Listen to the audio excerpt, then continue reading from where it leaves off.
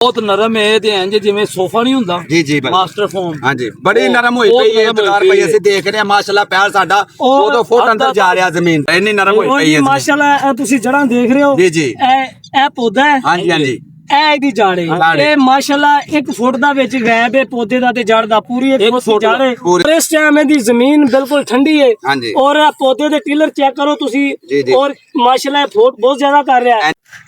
ਹਾਂਜੀ ਮਲਕ ਸਾਹਿਬ ਜ਼ਮੀਨ ਦੇ ਅੰਦਰ ਤੁਸੀਂ ਚੱਲ ਰਹੇ ਹੋ ਤੁਹਾਨੂੰ ਕੀ ਮਹਿਸੂਸ ਹੋਇਆ ਕਿ ਜ਼ਮੀਨ ਨਰਮ ਹੈ ਸਖਤ ਹੈ? ਬਹੁਤ ਨਰਮ ਹੈ ਤੇ ਇੰਜ ਜਿਵੇਂ ਸੋਫਾ ਨਹੀਂ ਹੁੰਦਾ ਜੀ ਜੀ ਮਾਸਟਰ ਫੋਮ। ਹਾਂਜੀ ਬੜੀ ਨਰਮ ਹੋਈ ਪਈ ਹੈ ਦੁਕਾਨ ਪਈ ਅਸੀਂ ਦੇਖ ਰਹੇ ਹਾਂ ਮਾਸ਼ਾਅੱਲਾ ਪੈਰ ਸਾਡਾ 2 ਫੁੱਟ ਅੰਦਰ ਜਾ ਰਿਹਾ ਜ਼ਮੀਨ ਤੇ ਕਿੰਨਾ ਕਿੰਨਾ ਔਰ ਆ ਦੇਖੋ ਨਰਮ ਹੈ ਔਰ ਬੂਟਾ ਪੱਟਿਆ ਤੇ ਥੱਲੋਂ ਪੂਰੀ ਜੜਾ ਸਮੇਤ ਇੰਨੀ ਜ਼ਮੀਨ ਨਰਮ ਹੈ ਤੇ ਪੂਰਾ ਥੱਲੋਂ ਐਂਡ ਜੜਾਂ ਤੱਕ ਬੂਟਾ ਬੂਟਾ ਆ ਗਿਆ ਮਾਸ਼ਾਅੱਲਾ ਇੰਨੀ ਨਰਮ ਹੋਈ ਪਈ ਹੈ ਮਾਸ਼ਾਅੱਲਾ ਤੁਸੀਂ ਜੜਾਂ ਦੇਖ ਰਹੇ ਹੋ ਜੀ ਜੀ ਇਹ ਪੌਦਾ ਹੈ ਹਾਂਜੀ ਹਾਂਜੀ ਇਹ ਇਹਦੀ ਜੜ ਹੈ ਇਹ ਮਾਸ਼ਾਅੱਲਾ 1 ਫੁੱਟ ਦਾ ਵਿੱਚ ਗੈਪ ਹੈ ਪੌਦੇ ਦਾ ਤੇ ਜੜ ਦਾ ਪੂਰੀ 1 ਫੁੱਟ ਜੜ ਹੈ ਪੂਰੇ ਇਹ ਸੈਯਦ ਬਾਬਰ ਹੁਸੈਨ ਬੁਖਾਰੀ ਸਾਹਿਬ ਦਾ ਫਾਰਮੂਲਾ ਹੈ ਕਿਸਾਨ ਦੋਸਤ ਜੀ ਜੀ ਇਸ ਜ਼ਮੀਨ ਤੇ ਐਪਲੀਕੇਸ਼ਨ ਹੋਈ ਨੂੰ ਅੱਜ 10 ਦਿਨ ਹੋ ਗਏ ਨੇ ਜੀ ਜੀ ਭਾਈ 10 ਦਿਨ ਦੀ ਐਪਲੀਕੇਸ਼ਨ ਦੇ ਅੰਦਰ ਇਹ ਪੌਦਾ ਜਿਹੜਾ ਅਸੀਂ ਇਸ ਜ਼ਮੀਨ 'ਚੋਂ ਉਖਾੜਿਆ ਹਾਂਜੀ ਔਰ ਇਹਦੀ ਇਹ ਜੜ ਮਾਸ਼ਾਅੱਲਾ ਦੇਖੋ ਕਿ ਇਹਨੇ ਇੰਨਾ ਝਾੜ ਬਣਾ ਲਿਆ ਜੀ ਜੀ ਔਰ ਸਭ ਤੋਂ ਜ਼ਿਆਦਾ ਮਜ਼ੇਦਾਰੀ ਦੀ ਗੱਲ ਇਹ ਆ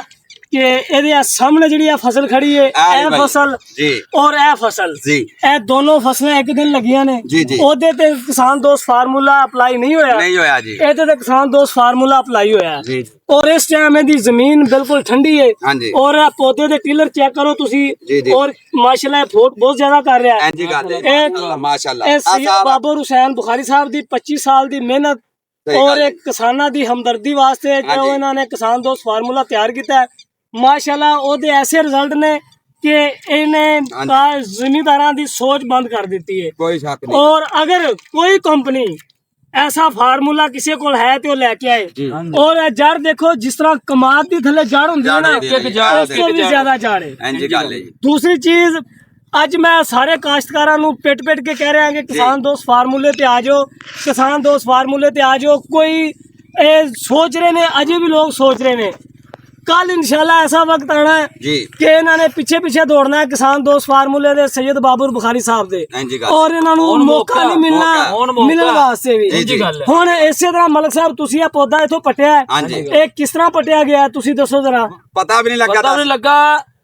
ए बूटा लगा हां जी इंज पड्डे इंज अच्छा और जड़ा तक कोई जड़ वगैरह नहीं टूटी है इतनी नरम लगा माशाल्लाह कोई ਇਹਦੀ ਜੜ ਨਹੀਂ ਟੁੱਟੀ नहीं टूटी है पूरे दा पूरे जड़ बाहर आई बूटे और उस ਜ਼ਮੀਨ ਨੂੰ ਪਾਣੀ ਇੱਕ ਦਿਨ ਨਹੀਂ ਲੱਗਾ जी जी ਤੇ ਹੁਣ ਤੁਸੀਂ ਉਹਦੇ ਵਿੱਚੋਂ ਬੂਟਾ ਪੜਨਾ ਹੈ ਉਹਦੀ ਵੀ ਜੜ ਦਿਖਾਓ ਫਿਰ ਬਾਬਾ ਜੀ ਜ਼ਮੀਨ ਇਸ ਟਾਈਮ ਬਿਲਕੁਲ ਠੰਡੀ ਜਿਸ ਤਰ੍ਹਾਂ ਬਰਫ਼ ਹੈ। ਇੱਕ ਹੋਰ ਗੱਲ ਇਫਤਖਾਰ ਭਾਈ ਮਾਸ਼ਾਅੱਲਾ ਇਸ ਫਸਲ ਦਾ ਤੇ ਉਸ ਫਸਲ ਦਾ ਜ਼ਮੀਨ ਅਸਮਾਨ ਦਾ ਫਰਕ ਹੈ ਫਰਕ ਤੋਂ ਹਟ ਕੇ ਬਾਬਾ ਜੀ ਇਹ ਜਿਹੜਾ ਨਾ ਫਾਰਮੂਲਾ ਦਿੱਤਾ ਨਾ ਪਾਣੀ ਦੀ ਬੜੀ ਘੱਟ ਹੈ ਮਤਲਬ ਬਹੁਤ ਪਾਣੀ ਬਹੁਤ ਘੱਟ ਲੈਂਦਾ ਪਾਣੀ ਬਹੁਤ ਘੱਟ ਲੈਂਦਾ ਜੀ ਇੰਜੀ ਗੱਲ ਇਹ ਉਹਦੇ ਚ ਪਾਣੀ ਲੱਗਣਗੇ 20 ਇਹਦੇ ਚ ਲੱਗਣਗੇ 10 ਇਹ ਵੀ ਫਾਇਦਾ ਹੈ 10 ਪਾਣੀਆਂ ਦੀ ਬਚਤ ਹੋਏਗੀ ਜੀ ਸਮਝ ਗਏ। ਇਸੇ ਤਰ੍ਹਾਂ ਉਹ ਜ਼ਮੀਨ 'ਚ ਬੂਟਾ ਚਲੋ ਜੋ ਜ਼ਮੀਨ 'ਚ ਚੱਲ ਲੈ ਉਹਨੂੰ ਪਾਣੀ ਇੱਕ ਦਿਨ ਹੀ ਲੱਗਾ ਠੀਕ ਹੋ ਗਿਆ ਤੇ ਹੁਣ देखो कि उनके पानी की की सूरत हाल है वो जमीन थलों कैसी है और ये कैसी है